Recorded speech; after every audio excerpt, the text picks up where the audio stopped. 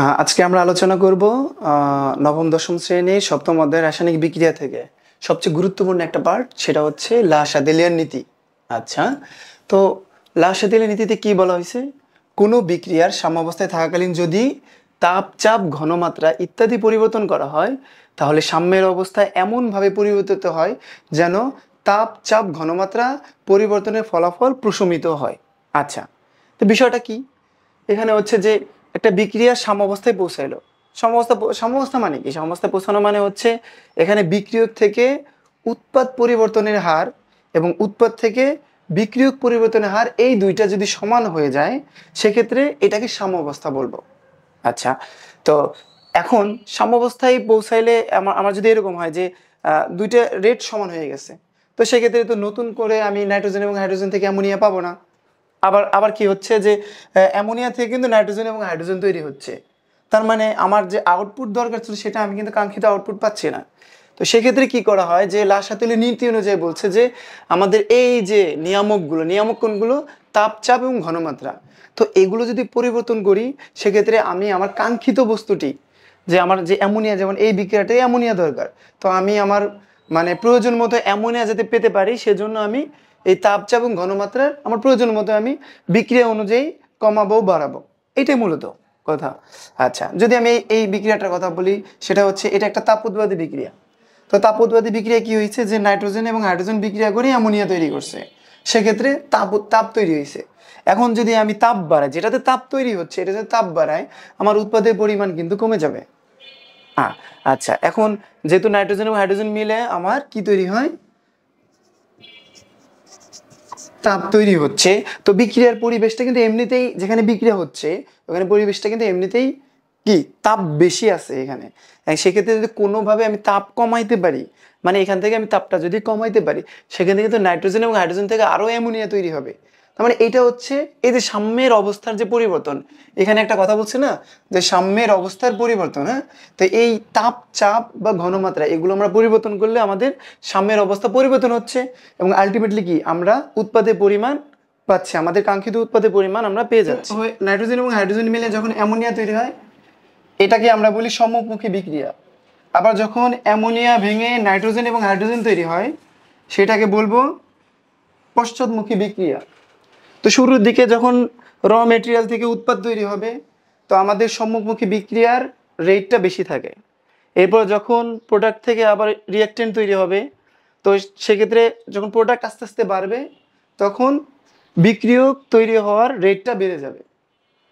তো একটা সময় মনে হবে যে বিক্রিয়ক থেকে উৎপাদ তৈরি হওয়ার রেট এবং উৎপাদ থেকে বিক্রিয়ক তৈরি হওয়ার রেট, এই দুই রেট যখন সমান হয়ে যায় তখন মনে হবে যে বিক্রিয়াটা বন্ধ আছে। এটা খুব ইম্পর্ট্যান্ট। যেমন আমি যদি একটু পানির কথা বলি, যে এরকম স্লোপ একটা জায়গা, এখান থেকে পানিটা নিচের দিকে যাচ্ছে, তো পানি উপর থেকে যখন নিচের দিকে যাবে, যতক্ষণ না এদের উপরের লেভেলটা সমান হচ্ছে তখন কিন্তু উপর থেকে নিচের দিকে যাইতে থাকবে। এবং একটা সময় যখন লেভেলটা সমান হয়ে যায়, তখন এই পাশ থেকে পানি এই দিক যাবে, এই পাশ থেকে পানি এই দিক যাবে, কিন্তু লেভেল সমান হওয়ার জন্য মনে হচ্ছে যে পানি কোথা থেকে কোথাও যাচ্ছে না। তো এটা বিষয়টা সেম। তো বিক্রিয়ক থেকে যে হারে উৎপাদ তৈরি হচ্ছে, উৎপাদ থেকে সেই হারে বিক্রিয়ক তৈরি হচ্ছে, এমন অবস্থায় মনে হচ্ছে যে আমাদের বিক্রিয়াটা বন্ধ আছে, কিন্তু আসলে তা না, বিক্রিয়াটা চলতেছে, কিন্তু রেট সমান থাকায় বিক্রিয়াটা বন্ধ বলে মনে হচ্ছে। বিক্রিয়ক থেকে উৎপাদ চাই, এটা যদি এখন ইউরিয়ার ক্ষেত্রে আমি যদি বলি, ইউরিয়া নাইট্রোজেনকে কাজে লাগিয়ে, হাইড্রোজেনকে কাজে লাগিয়ে আমরা ইউরিয়া যে তৈরি করতেছি, তো এই ইউরিয়া তৈরির ক্ষেত্রে দেখা গেছে যে আমাদের লাগবে কি? প্রোডাক্ট লাগবে হচ্ছে ইউরিয়া। এখন যদি উভমুখী বিক্রিয়া হয়, তো বিক্রিয়ক থেকে উৎপাদ তৈরি হচ্ছে, আবার উৎপাদ থেকে বিক্রিয়ক তৈরি হচ্ছে, তো এইভাবে যদি দুইটা থেকে দুইটা তৈরি হয়, আমাকে কিন্তু আলটিমেটলি আমি রেজাল্ট পাবো না। যে আমার এখন আমার ইন্ডাস্ট্রিতে আমি সার তৈরি করে সার পাচ্ছি না ওইভাবে। তো আমাদের আলটিমেটলি গোল হচ্ছে কি? প্রোডাক্ট পাওয়া। তো এই প্রোডাক্ট পাওয়ার জন্য আমাদের এই লা-শাদিলিয়ার যে নীতিটা, এটা খুব গুরুত্বপূর্ণ। এখন আমরা এটা একটু ব্যাখ্যা করব, যে এখানে কি বলছে, কোনো বিক্রিয়ায় সাম্যাবস্থায় থাকাকালীন যদি তাপ, চাপ, ঘনমাত্রা ইত্যাদির পরিবর্তন করা হয়, তাহলে সাম্যের অবস্থায় এমনভাবে পরিবর্তিত হয় যেন তাপ, চাপ, ঘনমাত্রা ইত্যাদি পরিবর্তনের ফলাফল প্রশমিত হয়। বিষয়টা কি? এমন অবস্থায় যদি তাপের পরিবর্তন করি, চাপ বা ঘনমাত্রা পরিবর্তন করি, তাহলে কিন্তু আমাদের এই সাম্যের অবস্থানটা পরিবর্তন হয়ে যাবে এবং সেক্ষেত্রে আমাদের বিক্রিয়া ভেদে এটা বিভিন্ন বিক্রিয়ার ক্ষেত্রে বিভিন্ন রকম। তো বিক্রিয়া ভেদে আমাদের উৎপাদের পরিমাণ বৃদ্ধি পাবে অথবা বিক্রিয়ক তৈরি হওয়ার পরিমাণ বৃদ্ধি পাবে, ঠিক আছে? মানে এমনভাবে বৃদ্ধি পাবে যেন সেটা আবারই সাম্য অবস্থায় চলে আসে, কিন্তু আমাদের আলটিমেটলি আমাদের যে গোল, ওই গোলে আমরা রিচ করতে পারতেছি। ওকে, এখন নাইট্রোজেন এবং হাইড্রোজেন এটা থেকে যে অ্যামোনিয়া তৈরি হচ্ছে সেক্ষেত্রে একটা ডেল এইচ এর মান আছে।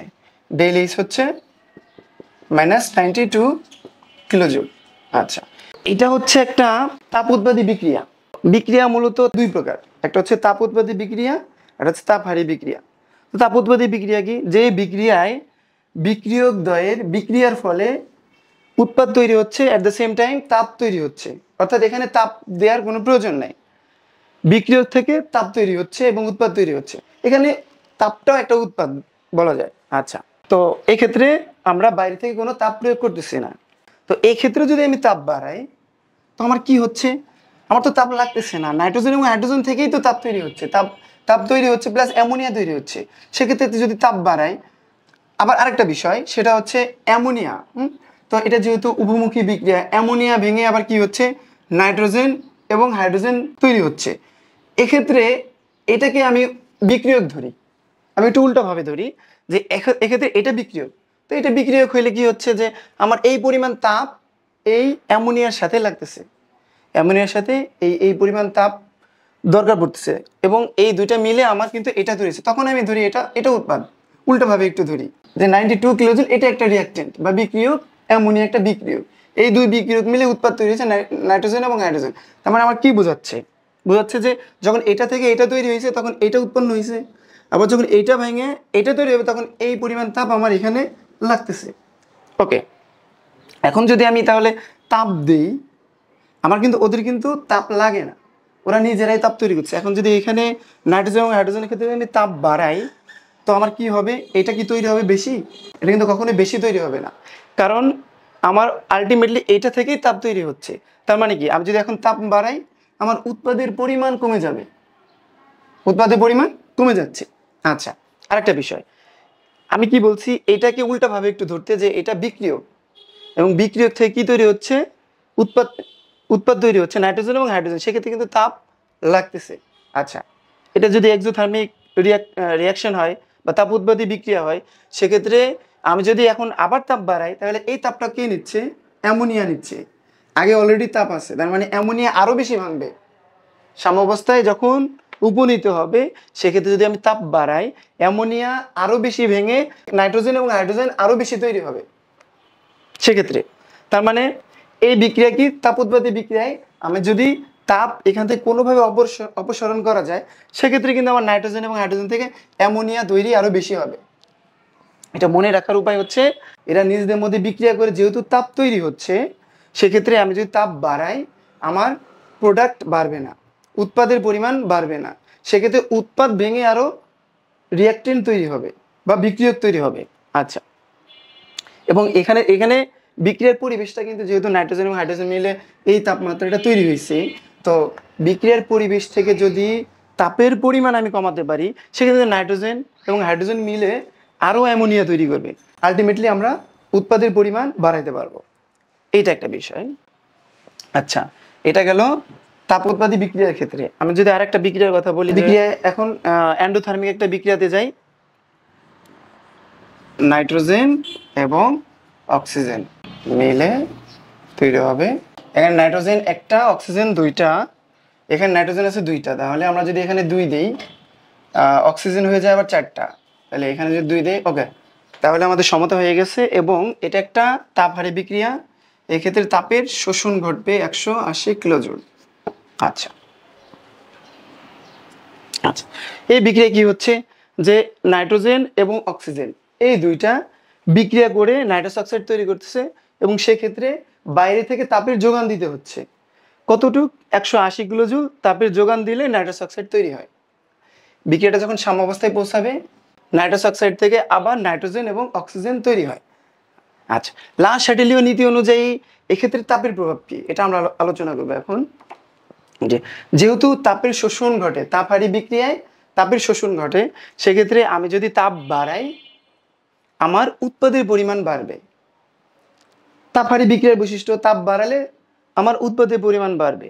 আচ্ছা, তাপ কমালে উৎপাদের পরিমাণ কমে যাবে। তাপ কমালে উৎপাদের পরিমাণ কমে যাবে। তাহলে তাপ কমালে আবার কি হবে? তাপ কমালে আমি যদি এইখানে যদি তাপ কমাই দিই, তো নাইট্রাস অক্সাইড থেকে আবার নাইট্রোজেন এবং অক্সিজেন তৈরির পরিমাণ বেড়ে যাবে। লাসাতেলীয় নীতিতে চাপের প্রভাবটা এখন আলোচনা করব। আচ্ছা, একটা বিক্রিয়া লিখি, নাইট্রোজেন প্লাস হাইড্রোজেন মিলে অ্যামোনিয়া তৈরি হয়। আমরা যদি এই বিক্রিয়াটি সমতা করি, সেক্ষেত্রে এখানে 2টা আছে, 2, আচ্ছা হাইড্রোজেন 6টা, তার মানে এখানে 3 দিলে সমতা হয়ে গেল। তো এই বিক্রিয়ায় আমরা মূল সংখ্যা দেখি, এখানে কত আছে, 1 + 2 3 = 4 মোল, এখানে আছে 2 মোল। আচ্ছা, তো সাম্যাবস্থায় চাপের প্রভাব কখন ঘটবে? যখন আমাদের বিক্রিয়কে গ্যাস থাকবে, অথবা উৎপাদে গ্যাস থাকবে, অথবা বিক্রিয়ক এবং উৎপাদে সম্পূর্ণ সব জায়গায় যদি গ্যাস থাকে, তো এই ক্ষেত্রগুলোতে চাপের প্রভাব আছে।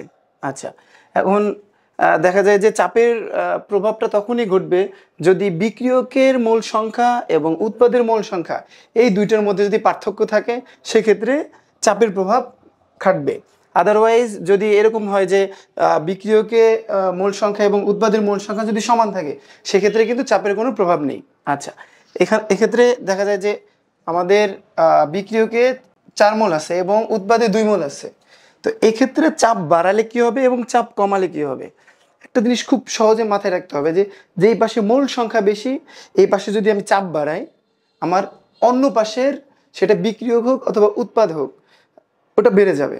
এখন যদি এখানে বিক্রিয়কে যেহেতু মোল সংখ্যা বেশি আছে, আমি যদি এখানে চাপ বাড়াই, আমার উৎপাদের পরিমাণ বেড়ে যাবে। ওকে, তো এইখানে মোল সংখ্যা কিন্তু কম আছে, হ্যাঁ, তো এইখানে যদি চাপ বাড়াই, তো আমাদের কিন্তু উল্টা ঘটনাটা ঘটবে। আচ্ছা, আমি আরেকটা বিক্রিয়ার কথা বলি, যে যদি এরকম হয় যে PCl5, এইটা PCl3 + Cl2, আচ্ছা এখানে আছে 1 মোল, এখানে আছে 1 + 1 2 মোল। এই ক্ষেত্রে চাপ বাড়ালে কি হবে? এটা কিন্তু একদম ভিন্ন ঘটনা ঘটবে। এই বিক্রিয়াটা যেরকম, এটা তার অপোজিট। এখানে 4 মোল ছিল, 2 মোল হয়েছে, এখানে 1 মোল থেকে 2 মোল হয়েছে। তার মানে এইখানে যদি চাপ বাড়াই, আমাদের উৎপাদের পরিমাণ কমে যাবে, যেহেতু বিক্রিয়কে মোল সংখ্যা কম আছে। তো এই ক্ষেত্রে আমি চাপ বাড়ালে আমাদের উৎপাদে পরিমাণ কমে যাবে। আচ্ছা, আর যদি এমন হয় যে বিক্রিয়াটা এরকম না, যেমন নাইট্রোজেন এবং অক্সিজেন মিলে তৈরি হয় নাইট্রাস অক্সাইড, তো এক্ষেত্রে আমাদের মোল সংখ্যা কত?